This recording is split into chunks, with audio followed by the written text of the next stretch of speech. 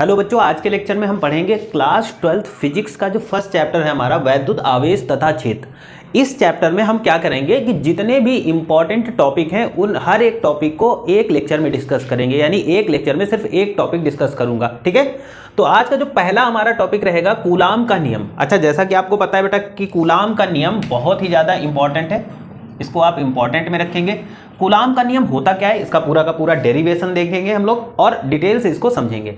तो सबसे पहले हम कूलाम के नियम की बात करेंगे। बेटा कूलाम का नियम कहता क्या है, तो इस नियम के अनुसार दो स्थिर बिंदु आवेशों के मध्य, मतलब इस नियम के अनुसार दो स्थिर बिंदु आवेशों के मध्य लगने वाले आकर्षण या प्रतिकर्षण बल उनके उन दोनों आवेशों के गुणनफल के समानुपाती होता है तथा उनके बीच की दूरी के वर्ग के व्युत्क्रमानुपाती होता है। ठीक, तो सबसे पहले हम दो आवेश ले लेंगे, एक ये प्लस का आवेश और एक डिस्टेंस के बाद में यहाँ पर हम एक मतलब यहाँ पर ले लेंगे हम लोग दो बिंदु आवेश ले लेंगे। यहाँ ले लेंगे Q1 और यहाँ से R डिस्टेंस पर, R दूरी पर एक दूसरा आवेश ले लेंगे Q2। ठीक, तो ये दोनों आवेश है Q1 और Q2, इनके बीच की जो डिस्टेंस है बेटा वो है R। मतलब दो आवेश दिए गए हैं जो कि एक दूसरे से R दूरी पर स्थित हैं। ये चीज़ समझ में आ गई। नियम क्या कहता है बेटा, यहाँ पर नियम कहता है कि दो स्थिर बिंदु आवेशों के मध्य, दो स्थिर बिंदु आवेश Q1 और Q2 हो गया के मध्य लगने वाला, ठीक है, के मध्य लगने वाला जो आकर्षण, यानी इन दो आवेशों के मध्य जो बल लगेगा, या तो आकर्षण बल लगेगा। आकर्षण का मतलब या तो ये दोनों आवेश एक दूसरे की ओर खींचेंगे, एक दूसरे को आकर्षित करेंगे, या एक दूसरे को ये प्रतिकर्षित करेंगे, दूर भेजेंगे।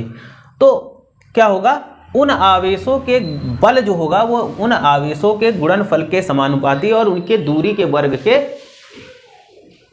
के व्युत्क्रमानुपाती होंगे। कैसे, तो लिखेंगे क्या, दो आवेशों के मध्य लगने वाला बल, दो आवेशों के यानी Q1 और Q2 के मध्य लगने वाला बल उन आवेशों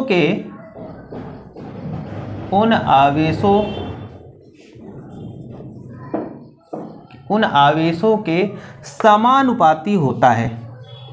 समानुपाती होता है, क्या होगा बेटा, समानुपाती होता है। ठीक है, तो यहां पर इक्वेशन क्या बनेगी, F प्रोपोर्शनल टू, यानी समानुपाती क्या हो जाएगा, Q1 और बेटा Q2 हो जाएगा। इसको समीकरण प्रथम मान लेंगे। ठीक, दूसरा बताया गया है कि उनके बीच की दूरी के वर्ग के व्युत्क्रमानुपाती होता है। तो देखो दूसरा पॉइंट लिखेंगे कि दो आवेशों के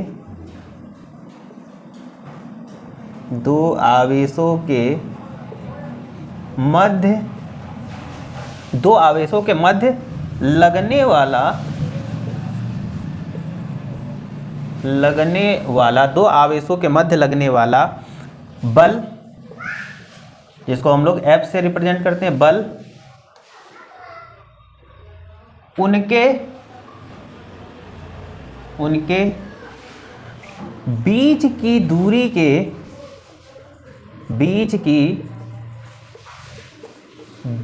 के वर्ग के व्युत्क्रमानुपाती होता है। व्युत्क्रमानुपाती होता है, व्युत्क्रमानुपाती होता है। ठीक, तो यहां पर क्या हो जाएगा, F प्रोपोर्शनल टू व्युत्क्रमानुपाती और दूरी के वर्ग, तो ये दूरी जो है इसके वर्ग के व्युत्क्रमानुपाती, तो ये R2। अब ये बन गई समीकरण सेकंड। ठीक है बेटा, यहां तक समझ में आए। अब यहां लिखेंगे नए पॉइंट से कि समीकरण फर्स्ट व सेकंड से, ठीक है, from the equation first and second, समीकरण प्रथम व सेकंड से।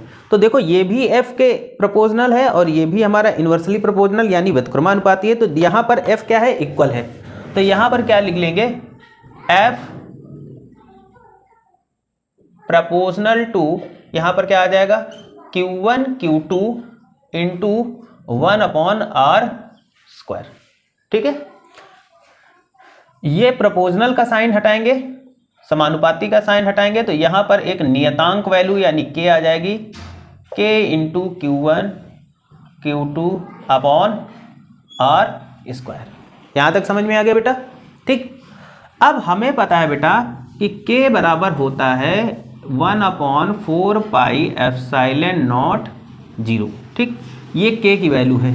तो अब हम इस k की वैल्यू यहाँ पर रखेंगे, तो f बराबर क्या हो जाएगा, 1/4πε0 इंटू Q1 Q2/r²। तो ये हमारा फॉर्मूला था जो डेरिवेशन से आया, इंपॉर्टेंट। ठीक है, यहाँ तक किसी भी बच्चे को कोई डाउट हो तो पूछ लो। ठीक है, अब देखो 1/4πε0 की जो वैल्यू होती है बेटा, वो होती है 9 इंटू 10⁹ क्या होगी, मीटर,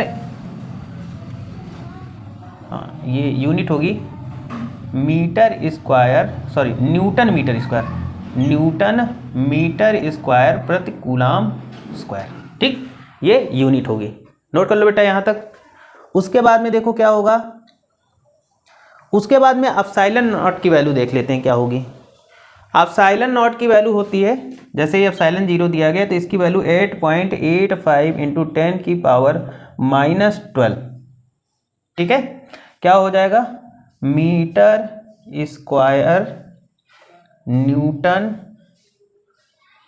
कूलाम स्क्वायर। ठीक है, ये यूनिट हो जाएगी, सॉरी कूलाम स्क्वायर न्यूटन प्रति मीटर स्क्वायर होता है, कूलाम स्क्वायर न्यूटन प्रति मीटर स्क्वायर होगा, ये इसकी वैल्यू होगी। ठीक है, तो हमने इस लेक्चर में पढ़ लिया जो कि हमारा दिया था कूलाम का नियम। और कूलाम का नियम अगर आपसे पूछा जाता है तो आपको इसी तरीके से लिखना है, ये आपका कूलाम का नियम था। तो आज के लेक्चर में हमने कूलाम का नियम डिस्कस कर लिया। अगर आपको वीडियो अच्छा लगे तो आप चैनल को सब्सक्राइब करिए और वीडियो को लाइक और शेयर करिएगा। Thank you.